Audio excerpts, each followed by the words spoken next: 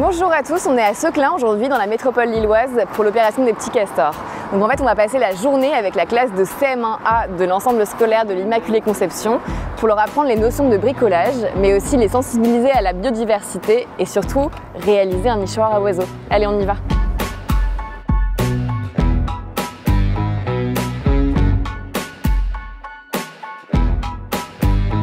Alors effectivement, Castorama est à l'initiative de cette opération qui allie bricolage et biodiversité, un peu comme le fait le castor qui est notre emblème. Donc aujourd'hui on relève le défi d'initier au faire soi-même les plus jeunes qui sont finalement les acteurs de demain. Bonjour tout le monde, je m'appelle Émeric, je suis en formation en parallèle de Casto pour faire ornithologue et du coup je suis très sensible à la biodiversité, je m'y intéresse beaucoup avec une association qui s'appelle le GON et du coup on prospecte partout dans le Nord-Pas-de-Calais pour essayer de voir des animaux et ce genre de choses. Est-ce qu'ils volent tous les oiseaux? Ok. Est-ce que vous pouvez me donner des exemples d'oiseaux qui ne volent pas? Oui. Très bon exemple, oui. Alors si, le cygne, c'est un oiseau qui vole, même si on ne le voit pas souvent voler, et c'est le deuxième oiseau au monde le plus lourd qui sait voler. Oui.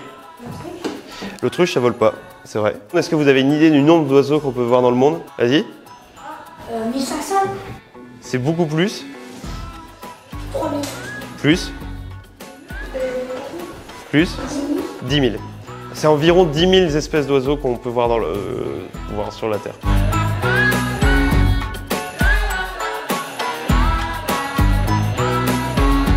Quand vous aurez le nichoir à la maison, ce qu'il faut faire, c'est pas aller déranger les oiseaux. Et le mot d'ordre, en fait, c'est de toujours placer l'intérêt des oiseaux avant le nôtre. Pourquoi est-ce qu'on construit un nichoir? C'est pour leur faciliter la vie. C'est pas pour leur mettre des bâtons dans les roues, à les embêter, à faire en sorte que leur nidification, elle échoue. Grâce à Émeric, on a appris beaucoup plus sur la biodiversité aujourd'hui et maintenant on va aller voir Laurent, Marie et Jean-Louis pour en savoir plus sur les outils. Donc on va parler, comme on dit, des EPI, équipements protection individuelle. Donc pour ce faire, il me faudrait un petit volontaire qui vienne.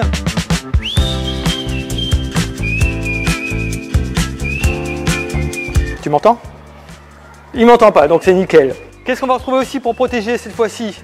Les mains, les gants, effectivement. On va retrouver aussi un élément qui peut être indispensable. Qu'est-ce que c'est? Ça peut servir à quoi? Vous savez pas? Ça va protéger les pieds. Ah, tout à fait, à protéger les pieds.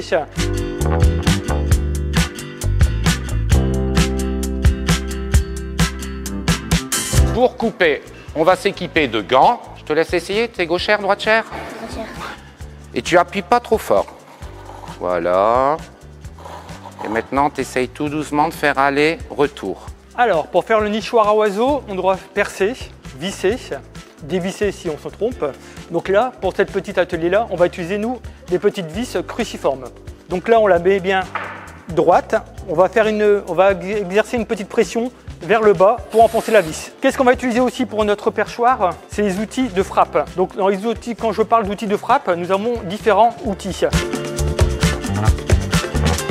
À mon tour, moi je vais vous parler des pinces. La pince coupante, elle permet de Couper. Exactement, vous êtes bien. Elle peut couper du métal, c'est-à-dire des petites sections de métal. Après, ce qu'on va devoir utiliser pour faire notre nichoir, on va avoir du bois. Le bois est déjà coupé. Le bois, vous voyez, des fois il y a des petites échardes. Pour ne pas avoir ces petites choses-là qui vont venir nous piquer les mains, on va prendre du papier à poncer. On va frotter le bois avec et qui va permettre d'enlever toutes les petites aspérités du bois. C'est comme une lime à ongles. Ici, au projet pédagogique à Immaculée Conception, on est sur un projet de bien-être global de l'enfant et sur le développement durable. Donc le projet Petit Castor correspond complètement à ce projet-ci. L'idée, c'est que les enfants apprennent d'une manière un peu différente de ce qui peut se passer aussi au niveau des écoles, beaucoup moins théorique, donc plus de manipulation. Donc voilà, mais l'idée, je pense que le fait de concevoir des objets, de repartir avec des objets, ça a aussi tout à fait son sens. Voilà, ça change un peu de notre routine. Les bricolages sont de moins en moins présents à l'école et cette opération permet justement de donner toute sa place au bricolage parce que c'est quand même une activité extrêmement complète pour les enfants qui allie les connaissances et les savoir-faire. Vous le savez sûrement, mais Castorama organise tous les samedis des cours gratuits de bricolage, les Casto-stages. Bon, aujourd'hui, on ne forme pas des adultes, mais des enfants, parce que c'est aussi important de transmettre ce savoir dès le plus jeune âge.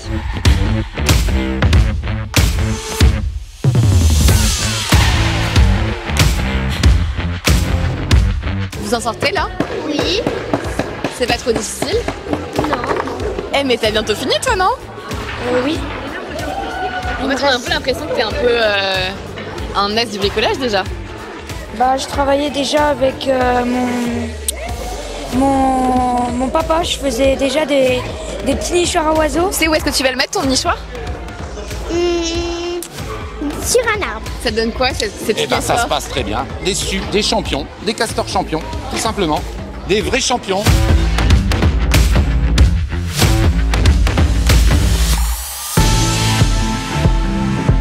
Tu vois, hop, ça tient là. On ouvre, on ferme. Nickel.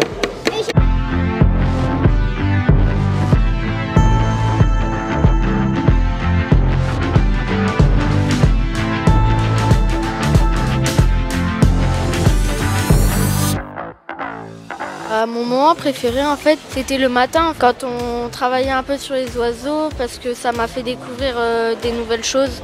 Mon moment préféré de la journée, c'était quand on a fait les nichoirs parce que déjà j'ai bien aimé la couleur quand on a peint et ça a aidé les oiseaux pour faire leur nid. Moi, c'était quand on a été avec la visseuse, qu'on vissait les vis et qu'on les dévissait, j'ai bien aimé parce que c'était la première fois que je le faisais. Moi, je suis beaucoup... j'aime bien faire beaucoup des choses artistiques, du coup j'ai bien aimé et c'était chouette.